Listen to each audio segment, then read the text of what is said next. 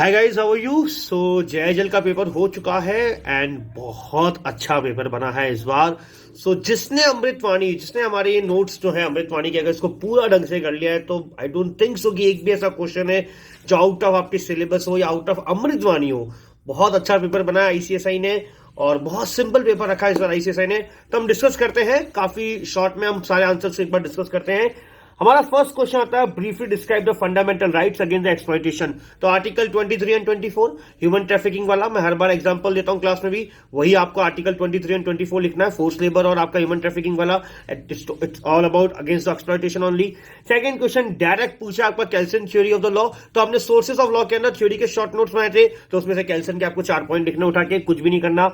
Role of interpretation of definition clause in statutes. तो आपको पता है इंक्लूसिव, एक्सॉस्टिव और एक्सक्लूसिव डेफिनेशन होती है। हमने इंटरप्रिटेशन ऑफ स्टैट्यूज के अंदर पढ़ा है ये क्वेश्चन, ये कॉन्सेप्ट पढ़ा है, आपके अमृतवाणी में क्लियरली दे रखा है, इसको आप कर सकते हैं। इसको discover the liability of master and servant. ये टॉट के अंदर विकैरियस लाइबिलिटी के अंदर मास्टर एंड सर्वेंट के इंसिडेंसेस हैं, हमने इस पे केस स्टडीज तक कर रखी है। आपसे तो यहाँ पे डायरेक्ट क्वेश्चन पूछा गया तो आपको यहाँ पे लिखना था।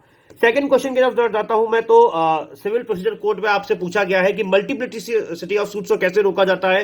तो सबजुडाइज हमने बताया, अगर एक कोर्ट में पेंडिंग चला तो दूसरे कोर्ट में नहीं जाता है, और अगर एक कोर्ट ने डिसाइड कर दिया तो दूसरी बार नहीं जाएगा। जुडिकाटा में हमने देखा, तो आपका आंसर वहां से बनेगा यहाँ पे।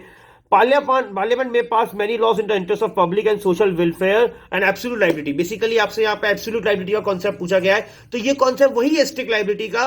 मैंने आपको क्लास में बताया था, जब स्ट्रिक्ट लाइबिलिटी को इंडियन कंटेक्स्ट में पढ़ते हैं हम लोग, तो that is becomes absolute liability. तो वही आंसर आपका यहाँ पे जाना है।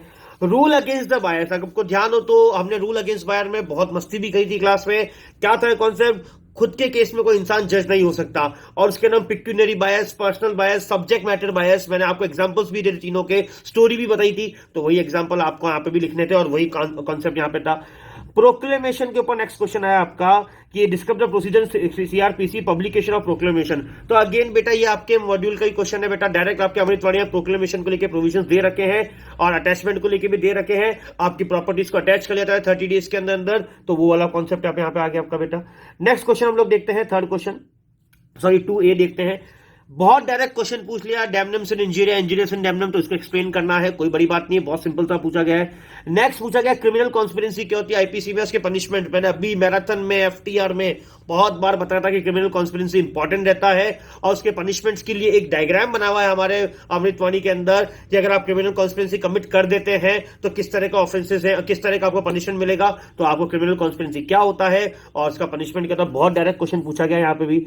अगला कॉन्सेप्ट ऑफ फॉल्स इंप्रिजनमेंट क्या होता है। तो बेटा मैंने आपको बताया था ना फॉल्स इंप्रिजनमेंट क्या होता है टॉट के अंदर, कि अगर आप अपने घर से बाहर निकले तो मैं आपको भून के रख दूंगा। मैं जनरली एग्जांपल देता था, आपको आपके घर के अंदर ही कैद करके रख दिया, तो दैट इज द पॉइंट बेटा। Explain the provisions of offence punishable under 2 और मोर एनेक्टमेंट्स अंडर सेक्शन 26 ऑफ जीसीए। अब ये क्वेश्चन ऐसा है जिससे बच्चे कह रहे हैं कि सर सेक्शन 26 जीसीए कौन सा था। बेटा सेक्शन 26 अगर आपका जीसीए का आपको नहीं समझ में आ रहा, तो बेसिकली ये कॉन्सेप्ट हम कॉन्स्टिट्यूशन ऑफ इंडिया में कवर करते हैं, दैट इज डबल जियोपार्डी। तो बेसिकली यहां पे आपसे डबल जियोपार्डी पे ही क्वेश्चन पूछा गया था और कुछ भी नहीं पूछा गया था। आप लिख सकते हैं, थोड़ा सा घुमा के दिया इन्होंने, आपका आंसर डबल जियोपार्डी है यहाँ पे। सेक्शन अब क्वेश्चन 3 की तरफ बढ़ते हैं, ए की तरफ। टेम्परेरी इंजेक्शन और 3 फैक्टर्स। बिल्कुल टेम्परेरी इंजेक्शन क्या होता है ये हमें समझाना है, फिर हमें समझाना है कि इसमें बैलेंस ऑफ कन्वीनियंस वाला फैक्टर भी ध्यान रखा जाता है। इररिपेबल लॉस, भैया कोर्ट इंजेक्शन देने से पहले ये सारी बातें ध्यान रखती है कि कन्वीनियंस बनी रहे, इररिपेबल लॉस ना हो जाए, तो इसीलिए टेम्परेरी इंजेक्शन इशू करती है। तो ये चीजों को थोड़ा सा आपको कॉमन सेंस से आंसर को एक्सप्लेन करके लिखना था। A is accused of the murder of B by beating him। बेटा ये आपके बुक का क्वेश्चन है, डायरेक्टली इस एरिया दोनों रेलेवेंसी ऑफ फैक्ट समझाना है आपको, यहाँ पे ये एग्जांपल भी दे रखा है आपके। फिर ये पूछा गया what is the maximum minimum period of limitation. ये क्वेश्चन ऐसा है जो अनएक्सपेक्टेड एरिया में से आया है, कभी भी डायरेक्ट ईयर्स नहीं पूछे जाते हैं, पर इस बार इन्होंने पूछ लिए हैं। तो मैक्सिमम आपका 30 ईयर्स मॉर्गेज के केसेस में, और मिनिमम आपका 10 डेज रहता है आपका समरी प्रोसीजर के केसेस के अंदर बेटा। नेक्स्ट है ADR is an alternative to the court system. बिल्कुल सर, आपको एडीआर की थोड़ा सा यहां पे समझाना था। एडीआर क्या होता है? अल्टरनेट डिस्प्यूट रिजोल्यूशन मैकेनिज्म होता है, बिल्कुल कोर्ट का अल्टरनेट करता है, लेस लॉयरिंग करता है बेटा। हम लोगों को फालतू कोर्ट के प्रोसीजर्स और लॉयर्स के प्रोसीजर्स में उलझने की जरूरत नहीं होती है। एक आर्बिट्रेटर आता है, वो हमारा डिसीजन दे देता है। तो थोड़ा सा आपको इस पे कमेंट करना था। ऑब्जेक्ट रजिस्ट्रेशन एक्ट का डायरेक्ट क्वेश्चन है। रजिस्ट्रेशन एक्ट का जब पहला पेज खोलेंगे तो ऑब्जेक्ट लिखे हुए बेटा, वहां पे 3 क्या था सर आपको ध्यान है? मैंने अभी भी बताया था, आपके एफटीआर में भी बताया था, और मैंने मैराथन में भी बताया था कि सर वर्ल्ड को मालूम पड़ जाना चाहिए कि आपने अपने डॉक्यूमेंट्स को, अपने ट्रांजेक्शन को रजिस्टर करा लिया है, सो फ्रॉड नहीं हो सकता उससे सर, ठीक है ना। तो ये ऑब्जेक्टिव था आपके रजिस्ट्रेशन एक्ट का। नाउ सर एनसीईआरटी का कॉन्स्टिट्यूशन बहुत सिंपल है सर। एनसीईआरटी में मैंने आपको बिल्कुल नोट्स में लिखवाया था कौन लोग होते हैं, उनका term, technical member, judicial member, उनका टेन्योर कितना आता है, उनकी क्वालिफिकेशंस क्या रहती है, हमने सब कुछ लिखा है बेटा।